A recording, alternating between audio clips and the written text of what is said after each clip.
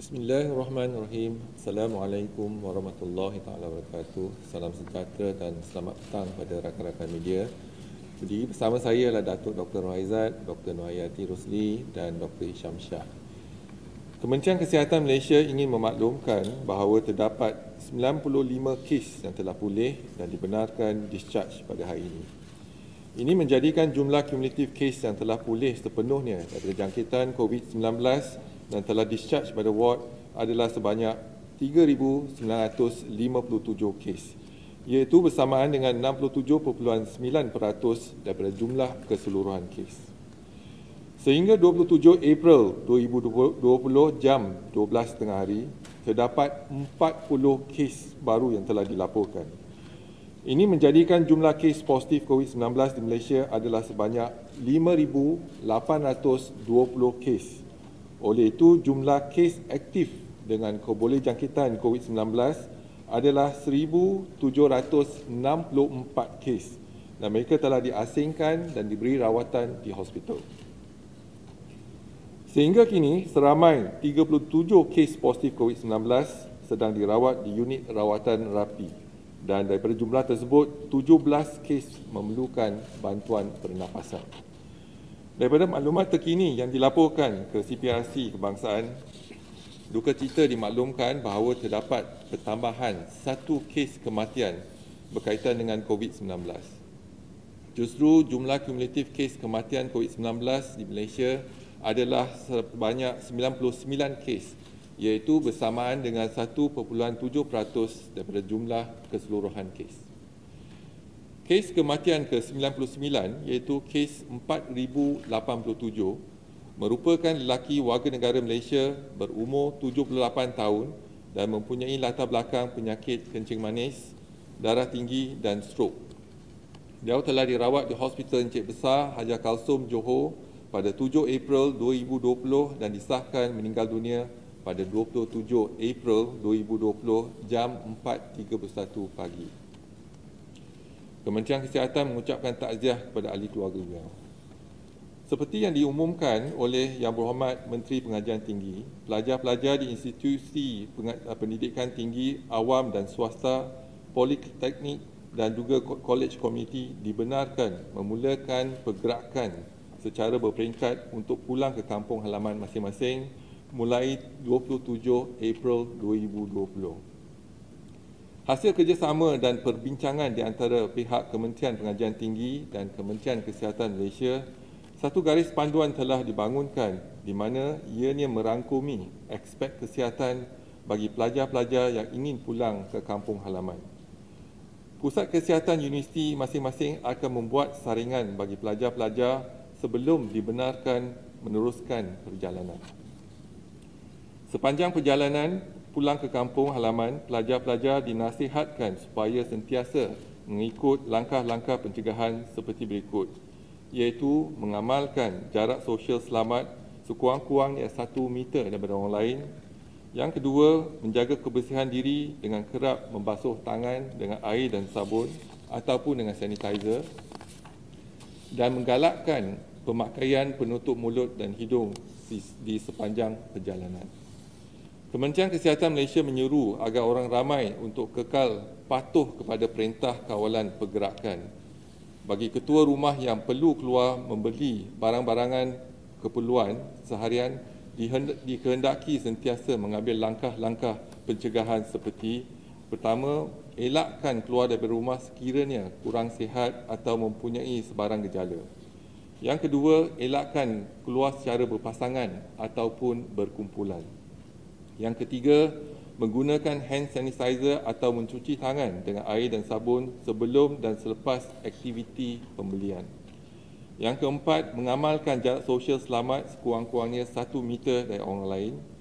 Yang kelima, elakkan 3C, iaitu kawasan yang sesak, crowded places, kawasan yang sempit, confined spaces, bertutur dengan jarak yang dekat, iaitu close conversation. Yang seterusnya, hadkan masa anda di tempat-tempat awam dan sekiranya mempunyai alat penutup mulut dan hidung, bolehlah digunakan terutamanya sekiranya ke kawasan umum yang ramai orang. Langkah-langkah berikut boleh membantu memutuskan rantaian penularan COVID-19.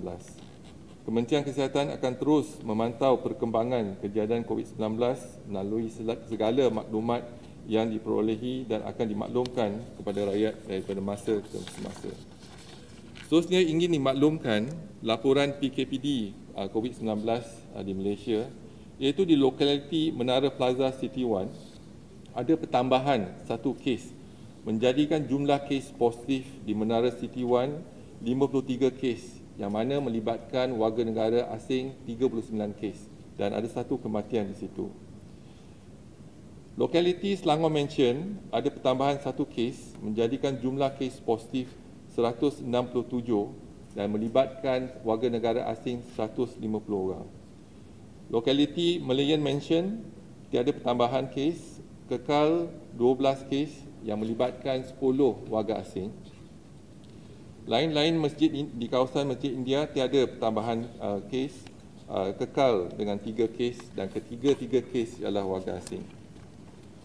Dan di Bandar Baru Ibrahim Majid dan kawasan sekitar tiada pertambahan, iaitu kekal 193 kes. Kampung Sungai Lui tiada tambahan, iaitu kekal 157, di mana 147 adalah pelajar tahfiz. Dan di pusat Bandar Utara dan Pasar Borong Kuala Lumpur ada pertambahan 14 kes, menjadikan jumlah 69 kes, melibatkan 51 warga asing dan 1 kematian. Dan saringan sampel telah diambil setakat ni ialah 15,276 sampel.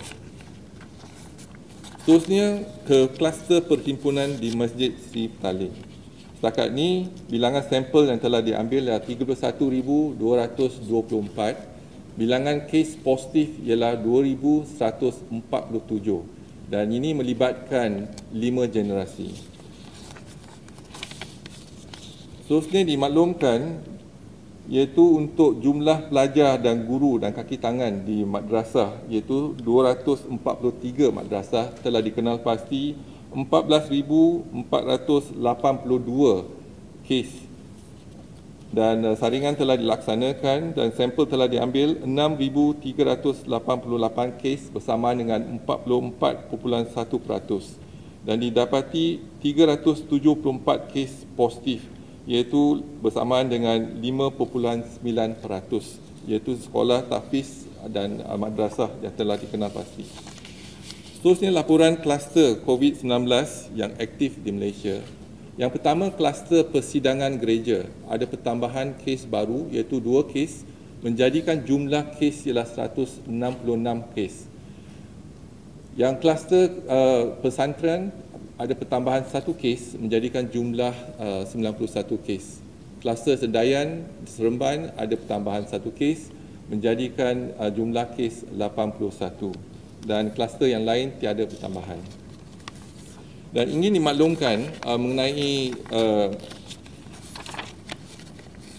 laporan warga negara Malaysia yang pulang daripada luar negara. Setakat dari 3 April hingga hari ini, kita telah melaksanakan kuarantin ke atas 22,339 warga negara Malaysia dan 8,207 telah pun selesai tamat tempoh kuarantin selama 14 hari. Dan daripada jumlah tersebut 144 daripada mereka adalah positif. Dan seterusnya saya buka kepada soalan, kalau ada apa-apa pertanyaan silakan.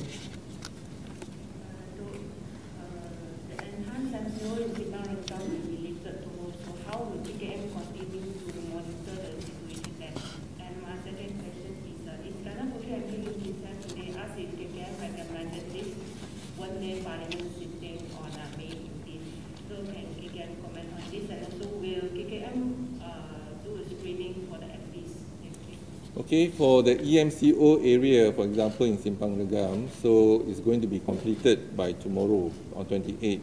But more importantly, that is an EMCO, and we will continue to monitor from time to time that area.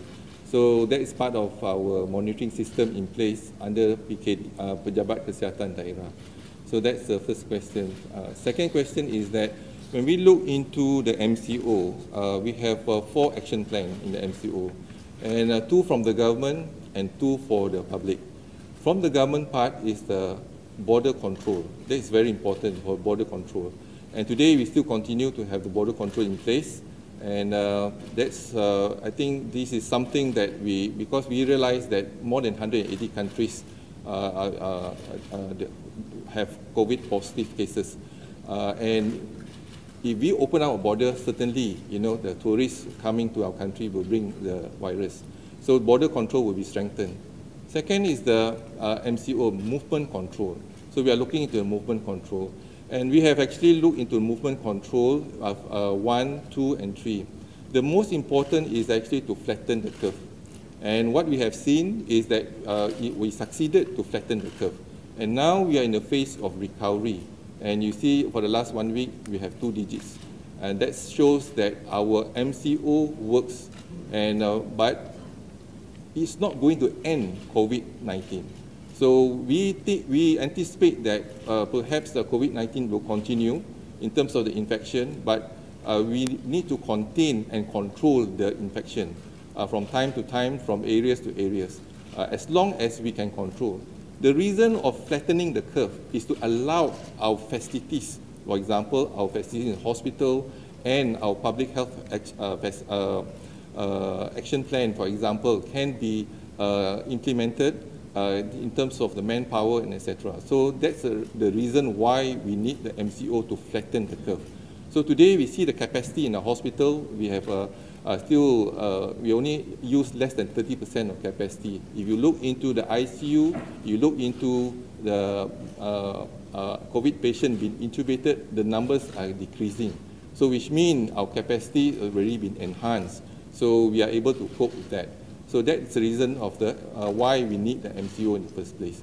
And the border control also, looking into the border control, we managed to stop the imported cases coming back to the country. Except our own citizens, we have no choice but to quarantine them for 14 days. Even then, we found 144 of them positive COVID-19.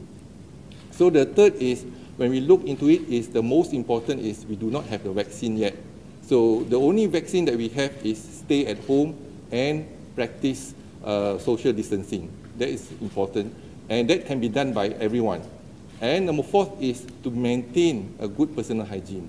So this is how we look into the whole action plan that we have and also the practices.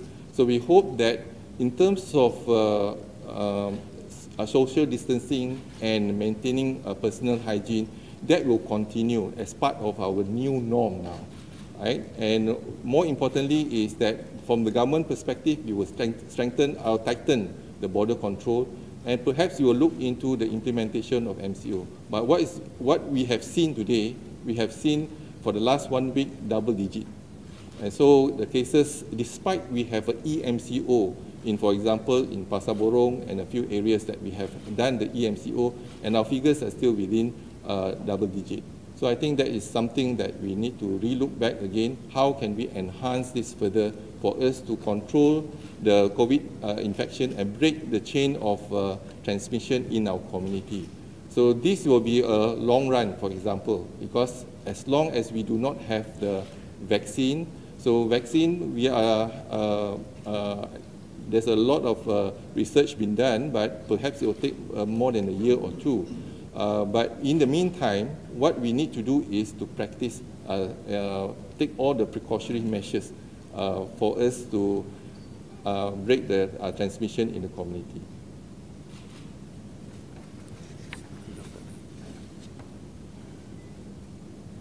Okay, Datuk Diji, nanti soalan, boleh tak kalau kita nak minta perkembangan mereka yang belum disaring di kawasan MCO Menara City Wine, kerana ada laporan mengatakan masih ada sebilangan kecil yang belum disaring. Itu ada satu lawaan, jadi mungkin KKM boleh respon. Jadi kita semasa kita buat penyaringan, jadi kita akan ke rumah, ke apartmen dan pastikan mereka penghuni apartmen tersebut mendaftarkan diri, dan juga kita akan melaksanakan saringan.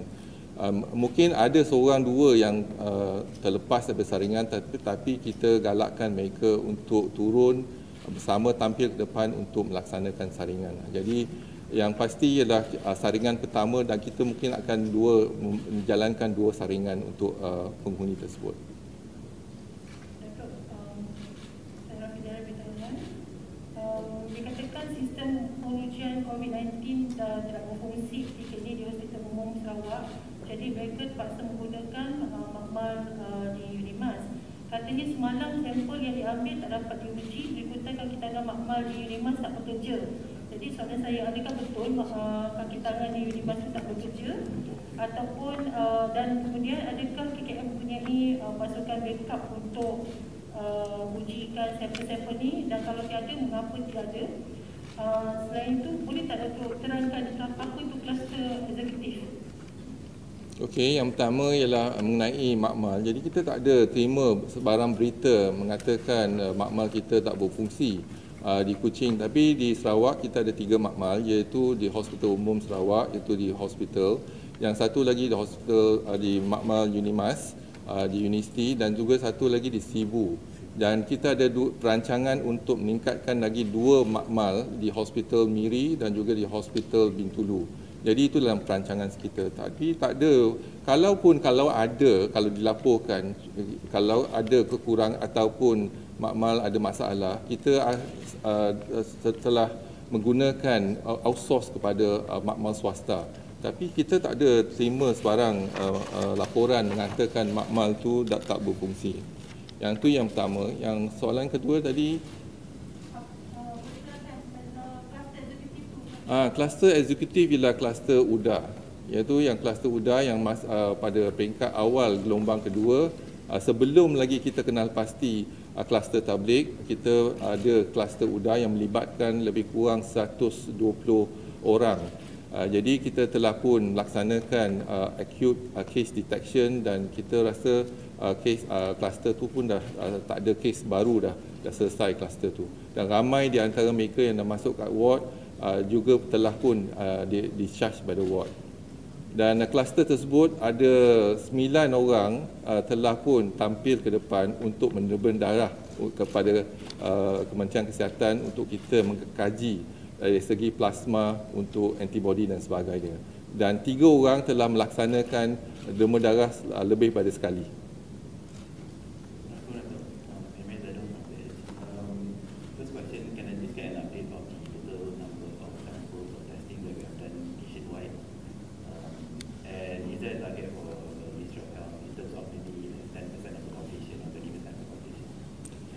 So if you see that our testing, we have actually increased the testing in terms of lab. Initially we started only 23 labs. Now we have 43. And then the testing numbers have increased over the couple of weeks, and today we are able to do almost about 16,500, whereby the private sector and the public sector comes together. So when we started, IMR actually trained the private lab, 5 private labs altogether. So far today, we look into our capacity. Our capacity is 16,635 today. But yes, we did 10,858. And for IMR, we have installed the BGI that is actually automated processing system, and we hope that we can do 5,000 tests in IMR and 1 in Makmal Kesihatan Awam in Kota Kinabalu. That will give us about 1,000. So by this weekend I think it should be ready, at least for IMR first. Then subsequently the second phase will be in Makmal Kesihatan Awam in Queen E. So that additional of 5,000 plus 1, or 6,000, 1,000, 6,000 will increase our capacity to almost 22,000. So a day, that is our capacity per day. So we hope that with that a number of per day, and this is where, what is the benchmark? So if we look into the benchmark and the discussion with the team from China, so from their experience, 110 million population, they are only doing 30,000 tests a day. So we are increasing our capacity to about 22,000 tests a day, probably by next week or so. So capacity-wise, I think that's good. But next is that when we look into the article from the benchmarking from WHO, that means you have to do the test, and positivity is about 10%. right? The rate is about 10%. We are better than 10%, so now we are about 4%.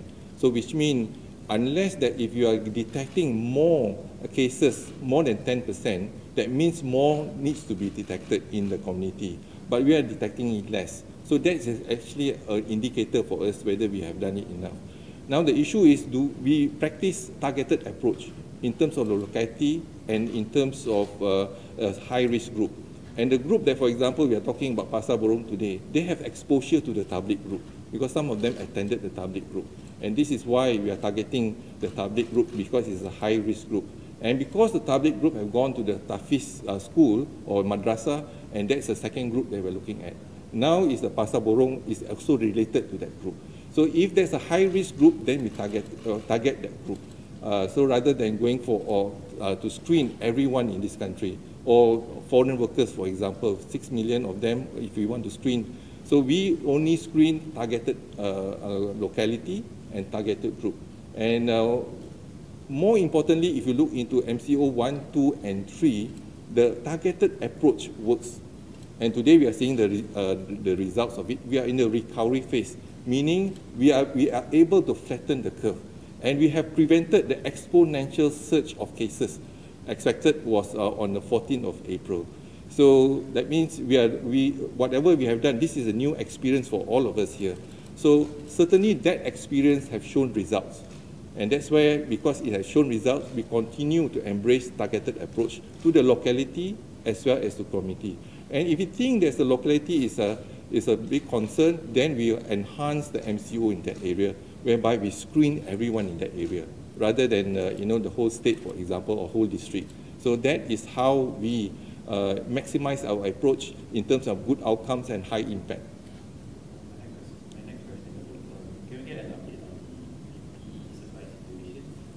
Can we say that the government has procured enough PPE for frontline? So far, we do not have any issues with regards to PPE, and the supply is enough, and there's no shortage at the moment. The procurement is ongoing. So all the hospitals, we have actually a monitoring system in place, and so I would say that I think we have enough PPE. Last question, the Prime Minister has announced a further 500 million for ACF to combat COVID-19. Can we get an update on how much has been spent and for what? Oh, the details, I do not have the details. This is more towards the Secretary General will have all the details. But we are looking into how we can actually enhance our services, the lab, the public health, as well as the hospital. So the 500 million, basically we are looking into enhance our healthcare facilities and system. Salam Ramadan, Datuk, DG. Earlier today, Senior Minister Datuk Sri Ismail Sabri said the National Blood Bank has increased by 33% since MCO was enforced. So he's encouraging people to come out to donate blood. What are the SOPs and guidelines? For example, I want to go and then I have to go through roadblocks and all that. What do I have to tell them, or do I need to get authorization? Second question is, actually my colleague here asked earlier about whether or not KKF advised Parliament to not seek. Could you answer that? You haven't answered. So, okay, I answer the second question first. Regards to the Parliament, we advise based on data and facts about COVID. So now the cases, for example, whether it's increasing, decreasing, so that situation we advise the government. And in terms of the progress of COVID transmission in this country. That's our role. But other than that, I think it's not beyond Ministry of Health to advise policy matters and etc. So we advise the Prime Minister regards to the COVID-19 transmission.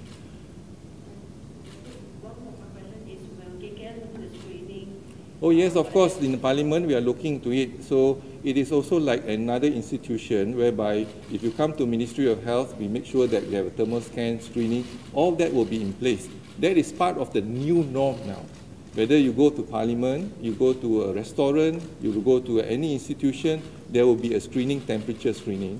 Then also the social distancing, and also maintain a good personal hygiene. So that's what we encourage And obviously, no more handshake, for example. So that is like a new norm that we have to practice, not only for Parliament section, but everyone have to practice that in this country.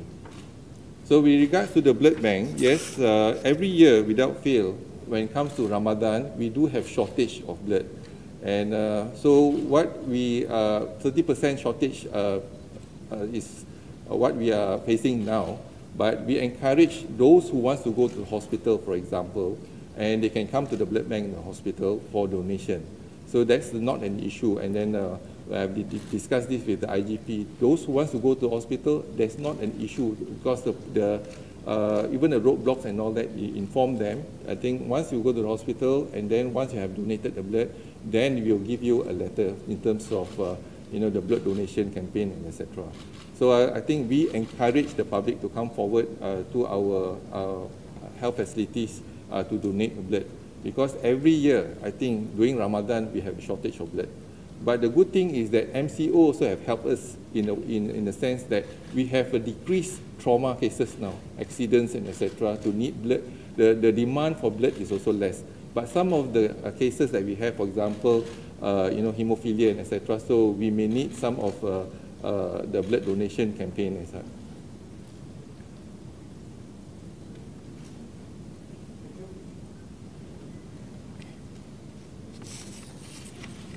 Okay, thank you very much. Wassalamualaikum warahmatullahi wabarakatuh. Selamat berpuasa dan berbuka nanti.